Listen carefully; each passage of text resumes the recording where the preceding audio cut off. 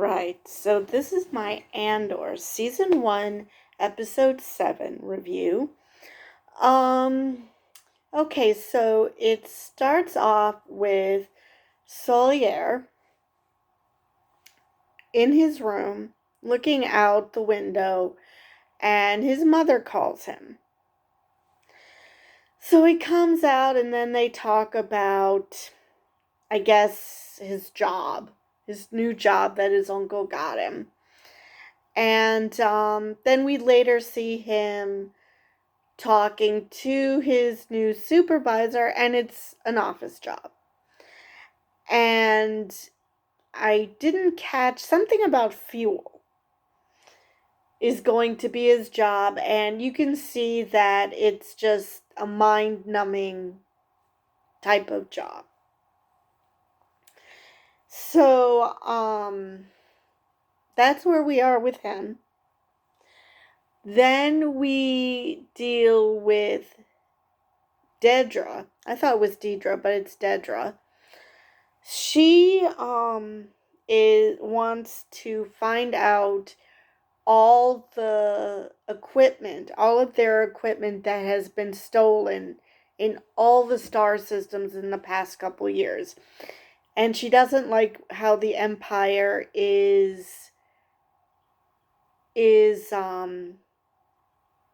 dealing with said issues, because she knows that this is going to backfire, that if they squeeze too hard to hold on to control of the empire, that the various planets are going to say, fuck you, we're joining the rebellion, or we're going to help the rebellion in some way, because this is unbearable. So, Mon Mothma is not thrilled with what's happening, because this is just going to cause Emperor Palpatine to just squeeze the life out of the Empire. And Luthen's like, yeah, that's kind of what I wanted, because people are gonna hate that. So yes, some people are gonna die, but it's just the way rebellions work. We have to get people on our side. So, then Cassian comes back to Ferrex, and he wants to run away, leave with Marva and with Bee, and I guess he would just abandon Bix. But considering the reception he got from her, yeah, I don't think she'd want to go anyway. But neither does Marva. Marva wants to stay because she was inspired by the heist and wants to stand up to the Empire. That upon hearing about what happened, she was actually able to walk through the square where her husband was murdered by the Empire, because they wrongly assumed that he was the one throwing rocks at them. Because I think they all have maybe one collective brain cell amongst all of them, all of the stormtroopers. The ones that have more than one probably escape, like the lieutenant, not the the lieutenant too. No, he was never a Star Trooper, the commander. So, so she wants to stay and fight. I honestly thought that this would be the moment where Cassian would admit to Marva that he knew about the heist because he was a part of it. But no, he did not, which kind of bummed me out. He just wanted to get away and want nothing to do with any of this. But, Bix even told him that he killed 2 people, he killed a couple of guards. So the Empire took over Ferrix, that they are looking for him. So he still thinks he can just disappear. But yeah, not happening. Because the only places he knows where to go is within the Empire. And the Empire is closing ranks because of what happened. So, then we see Dedra and Blevin having a standoff, basically. Blevin is a little perturbed that Dedra was going behind everyone's backs to create this report because she didn't get the proper clearance. She didn't ask for permission. And their commander was basically like, yeah, that was good initiative. And Blovin's like, wait, what?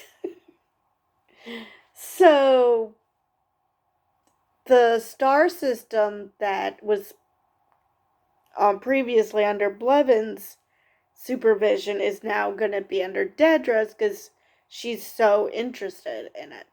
Because she right up front said, the rebels don't give a shit about sectors. They're not going to say, oh, this is such and such a sector, so we can't go there. Which she's right. she's right about that. And the commander warns her to watch her back. So he's totally on her side. Unlike with Karn, I think the difference between her and Karn is she's doing something that she's uncovering the rebellion, she's coming up with good ideas, whereas Karn goes in feet first without thinking, gets himself way over his head, and then basically embarrasses the Empire. So it's not that he didn't have initiative, it's just that his initiative just made a mess for the Empire, whereas hers is actually benefiting the Empire. So,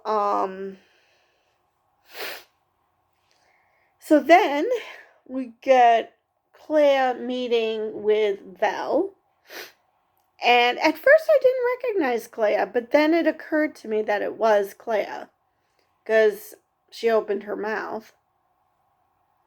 Now, she's not even sure whether to trust Mon Mothma.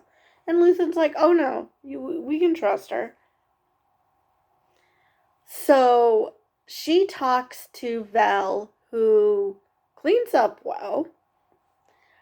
And she talks to her about, she wants to know what happened with Cinta. And she's like, Cinta's following orders. It's like, damn, really? Clea. I thought Luthen was the boss of the rebellion. I'm starting to think it's Clea, because damn.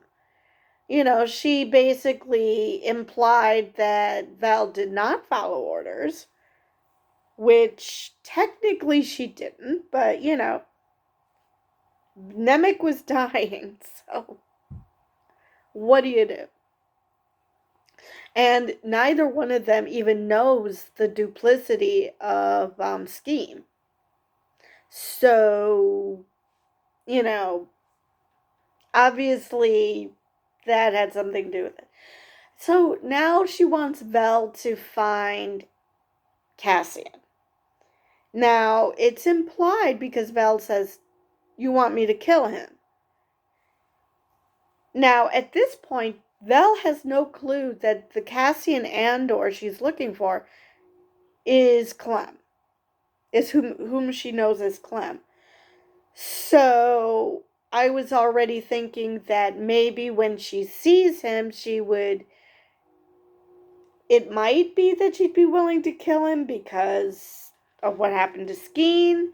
But on the other hand, he did help out. If it wasn't for him, they probably wouldn't have escaped.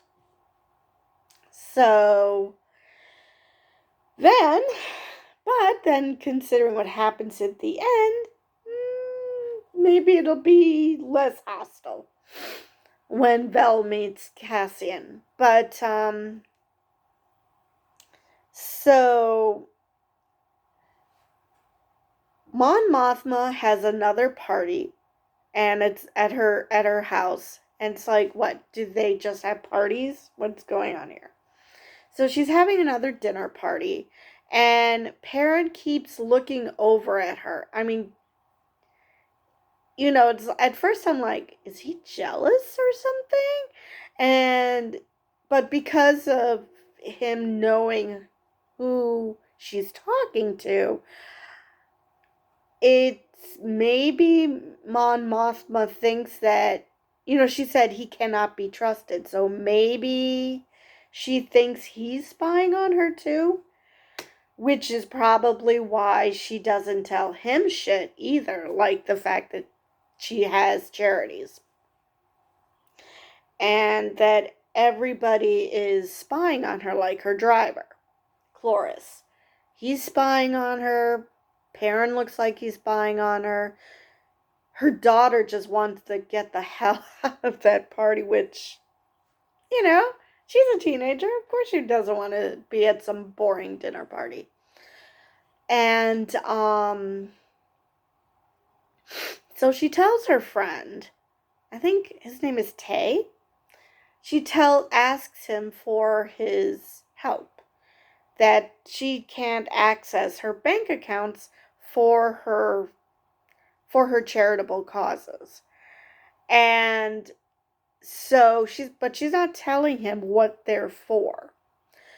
So I don't know, based on what she said, she repeated to him, my politics might be a little too hard for your taste. If he didn't catch on that this money that's supposed to go to charity is actually for the rebellion. But, now the question is, because she cannot access his bank accounts, is if the Empire knows that she's siphoning money off to the rebellion. Because, I mean, why else cut off, watch her so closely and cut off her ability to access the money meant for charity? Unless these guys are super, super douchebags and don't even like charity. Or this is just a overreach for the heist, that they just are shutting everything down, anything remotely suspicious. Because like what happened at the end with Andor, he goes to this pleasure planet, and he is just walking on the beach, and a stormtrooper decides that he's got to be involved in it, whatever the hell it is. And Cassian's like, I'm just walking. It's like, well, you're sweating. It's hot. And I mean, it shows you both how paranoid the Empire is and how mind-bogglingly stupid the stormtroopers are. Because give me a freaking break. You're arresting him for walking and just assuming he's causing dissent and against the Empire, when he literally said nothing that you can corroborate. unless he said something to that woman he was with and she, turned him in, there was literally nothing that happened on that beach that you could say, oh yeah, he's fermenting dissent. So uh, apparently a usual 6-month sentence was given 6 years. Now, I don't know if it's because of the new rules or because I thought the person before got 6 months. So I think it's because Cassian talked back. He's like, but I didn't do anything. Take it up with the Emperor. So, let's see if I missed anything. At no point during Vel and Clea's talk did she ever give back the Kuiper crystal to Luthen. It's like, oh, this was supposed to go to Luthen, but you work for him, so could you, this came from Clem. Because I assume that this was Luthen's idea, because how else does she know about Cassian Andor? Yeah. So, he's currently in prison. Vel's probably going to find him there, and with all these with all this crap that's happening to Cassian right now, um, images of what happened to his father, images of just basically what's ended up happening to Ferrex and his mother Marva, wanting to stand up to the Empire and join the rebellion. Now what's happening to him on this pleasure planet. I don't think that even if Vel was, even if she wasn't given a kill order just to find him and give him the opportunity to join the rebellion, I think he would join anyway. Because at this point, it's like, what else can he do? He's persona non grata in the Empire, even when he was Cassian Andor, and now he's being persecuted for just breathing. So, and with their technology, I'm sure it wouldn't take them long to figure out that this is Cassian Andor, that they have, that this isn't just some tourist. So I'm sure that that's going to happen sooner rather than later. Let's see if there's anything else I missed. Like I said, Bix was, basically tried to get rid of him as soon as possible.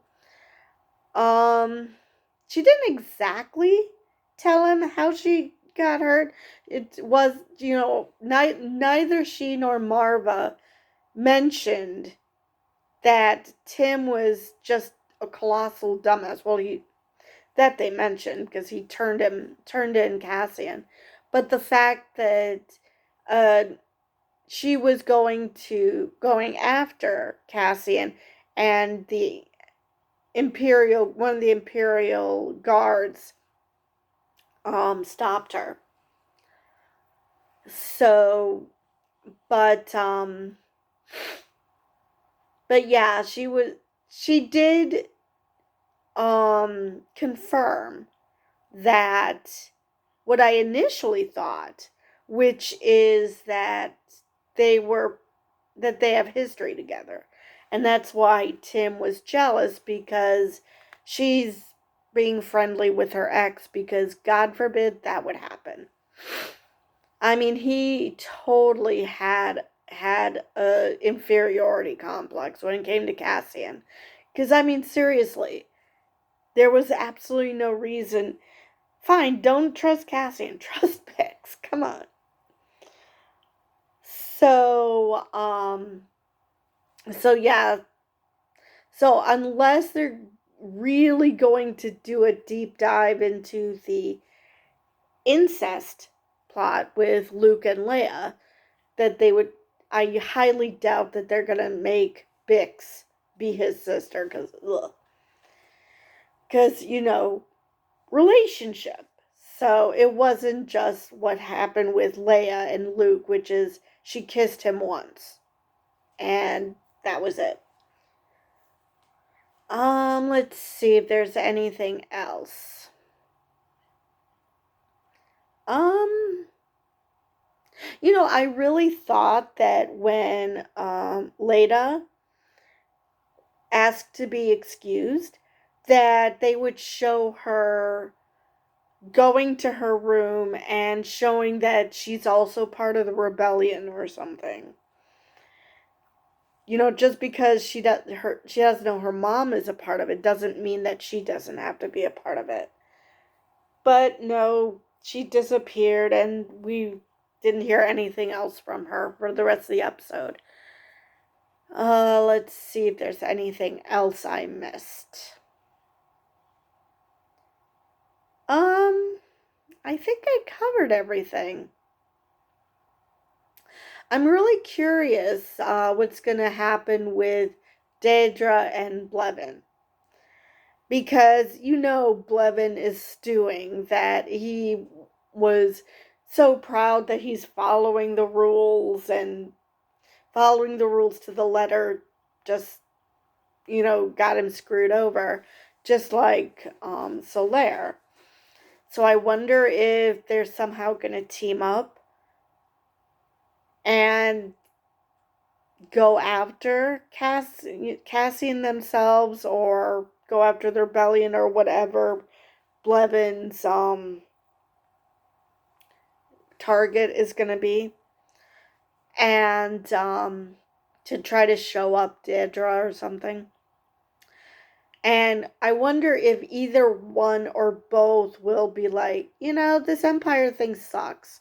I think I'm going to jump over to the rebellion. Because that's still a possibility. That just, it's now Blevin as well, that if he gets disenchanted enough with the Empire, because, let's face it, the lieutenant joined the rebellion simply because he lost out on a promotion, because he fell in love with a local girl. So, yeah, if that's the case, I'm sure that this could cause Blevin to be like, this sucks, I'm leaving. So, yeah, I'll be interested to see what happens with Blevin and Solaire. If either one of them see the light and realize that the rebellion that the Empire's not all that, or if they're just going to ride or die with the Empire. Let's see. I think that's all. I don't think there was anything else I want to yap about. So I will see you guys next time.